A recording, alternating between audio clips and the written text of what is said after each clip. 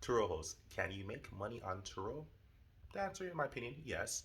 But it really depends on a lot of different factors. But if I had to pick one factor, it's how you come in. Meaning, the price you get your car for or the price you're currently paying for your car. Maybe you bought a car or maybe you already owned a car. What's your car payment or how much have you put into the car or have you bought it outright?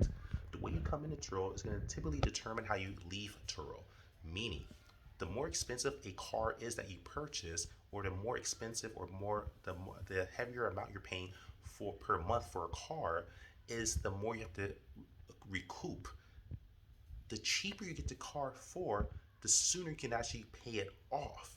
Always remember that concept. So before you buy a car, what I strongly encourage, go on Turo, look at the car you want that you desire to add on, and look at competitors that have a similar car. It doesn't have to be the same exact model. It can be just a similar car, color, etc.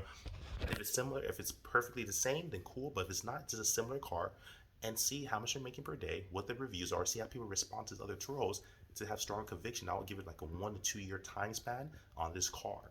That's what I would do personally before you buy any car. And if you already have the car in possession and you just already have it, then at that point you do the same thing. Reverse engineer, you become a Turo guest on there. Look up other Turos competitors in your area that you're renting your car in, and you say, hey, see how much they're renting the car for, and if it makes sense, then you're in a good place. If it does make sense, then that's when you start adding extras.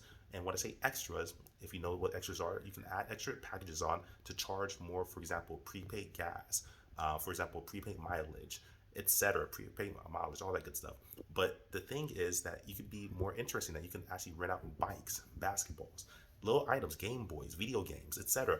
Rent out umbrellas, picnic baskets, whatever. You could rent out even reservation romantic packages. Hey, for example, for $100 per day, I'll book a trip for you. I'll book reservations for you. I'll create a fun list for you, and I'll be your tour guide, for example. Or I'll book all the restaurants for you as a concierge service for $100 per day.